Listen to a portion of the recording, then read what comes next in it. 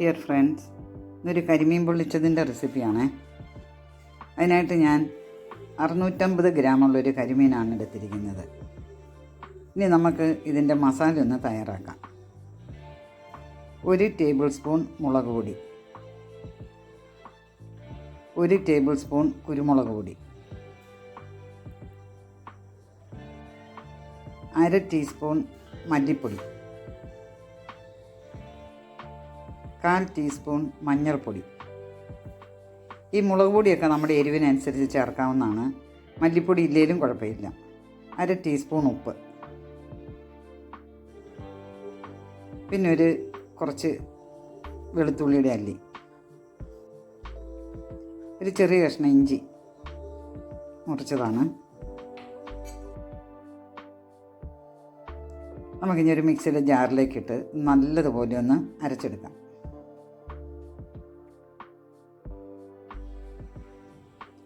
അരയാനാവശ്യമുള്ള വെള്ളം കൂടി ഒഴിക്കുക. കുറച്ച് കറിവേപ്പിലയും കൂടി ഇട്ട് നമുക്കൊന്നുകൂടി അരയ്ക്കാം. ആദ്യമേ കറിവേപ്പില ഇടാം, ഞാനത് വിട്ടുപോയി, അതുകൊണ്ടാണ് ഇപ്പോൾ ഇട്ടത്. ഇനി നമുക്കിതിലേക്ക് ഈ മസാല നമ്മുടെ മീനിലൊന്ന് പിടിപ്പിക്കാം, തേച്ച് പിടിപ്പിക്കണം. നന്നായിട്ട് പുരട്ടണം. അതിൻ്റെ മുകളിൽ ആ മീൻ വരഞ്ഞതിൻ്റെ അകത്തൊക്കെ മുളക് പൊടി ചെല്ലണം.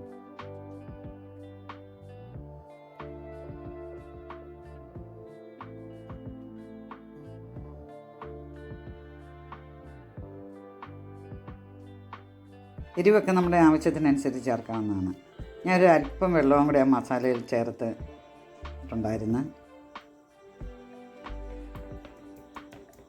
ഇനി അതൊരു അരമണിക്കൂർ ഇരിക്കട്ടെ. ഒരു പാൻ അടുപ്പത്ത് വെച്ചിട്ടുണ്ട്, അതിലേക്ക് കുറച്ച് വെളിച്ചെണ്ണ ഒഴിക്കുക. ഇതൊന്ന് മീൻ ഒന്ന് ചെറുതായിട്ടൊന്ന് ഫ്രൈ ആക്കി എടുക്കാനാണ്. അതുകൊണ്ട് മുങ്ങിക്കിടക്കാനുള്ള എണ്ണയൊന്നും വേണ്ട, നമുക്കിത് പൊള്ളിക്കാനുള്ളതാണ്. ലോ ഫ്ലെയിമിൽ വെച്ച് വേണം ഇത് നമുക്ക് പൊരിച്ചെടുക്കാനായിട്ട്. ഇത്തിരി മൊരിയണ്ട. പക്ഷേ ഞാനത് കനമുള്ള മീനായതുകൊണ്ട് കുറച്ച് നേരം ഇട്ടത് കാരണം അതിൻ്റെ ഒരു അല്പം മൂത്ത് പോയിട്ടുണ്ട്. അത്ര ആവശ്യമില്ല, അതുകൊണ്ട് കുഴപ്പമൊന്നുമില്ല.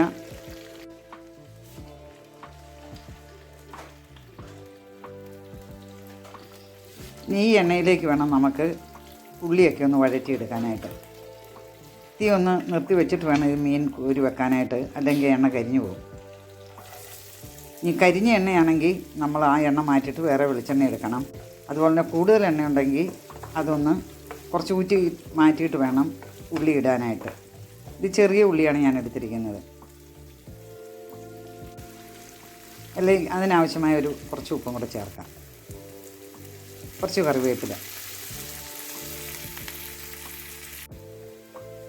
ഒരു തക്കാളി അരിഞ്ഞാണ്. ഒരുപാട് തക്കാളിയൊന്നും വേണ്ട. അതും കൂടി ഇട്ടൊന്ന് വഴറ്റിയെടുക്കാം. അതുപോലെ തന്നെ ഈ ഉള്ളിയും തക്കാളിയൊന്നും ഒരുപാട് മൂത്ത് പോവുകയും വേണ്ട, ബ്രൗൺ കളറൊന്നും ആകണ്ട. അപ്പോൾ ഒരു കരിച്ചവ് വരും, ചിലപ്പോൾ കരിഞ്ഞു പോകരുത്.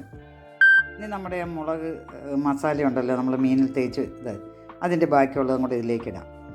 കാരണം ഉള്ളിക്കും തക്കാളിക്കൊക്കെ ആ മസാലയുടെ ഒരു ടേസ്റ്റ് വരാൻ വേണ്ടിയും കൂടിയാണ്. ഞാനൊരു ഫ്രൈ പാൻ അടുപ്പിൽ വെച്ചിട്ടുണ്ട്, അതിലേക്ക് നമുക്കിത് ഇലയിൽ പൊതിഞ്ഞ് വെക്കണം.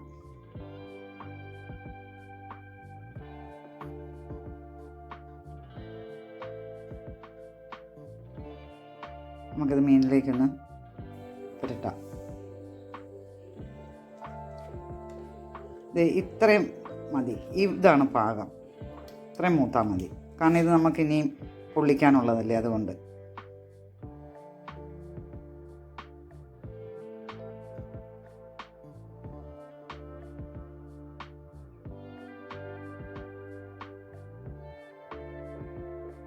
കൂടുതൽ എണ്ണ ഉണ്ടെങ്കിൽ അത് മാറ്റിയിട്ട് വേണം ഉള്ളിയും തക്കാളിയും വഴറ്റാനായിട്ട്. നമുക്കിത് ഇലയിൽ പൊതിഞ്ഞ് നമുക്ക് അടുപ്പത്ത് വെച്ചൊന്ന് പൊള്ളിച്ചെടുക്കണം.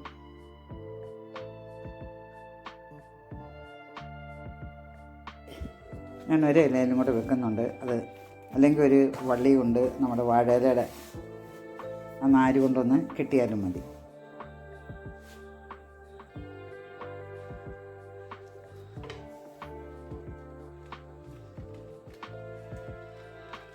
ഒരു വശം മൂത്തിട്ടുണ്ട്, നമുക്കൊന്ന് മറിച്ചിടാം.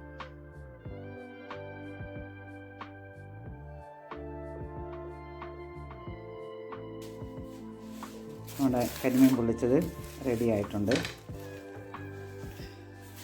ഈ ഉള്ളിയും തക്കാളിയും അതൊക്കെ നിങ്ങളുടെ ആവശ്യത്തിനനുസരിച്ച് ചേർക്കുക. അതുപോലെ തന്നെ മുളക് പൊടി എരിവിനനുസരിച്ച് ചേർത്താൽ മതി.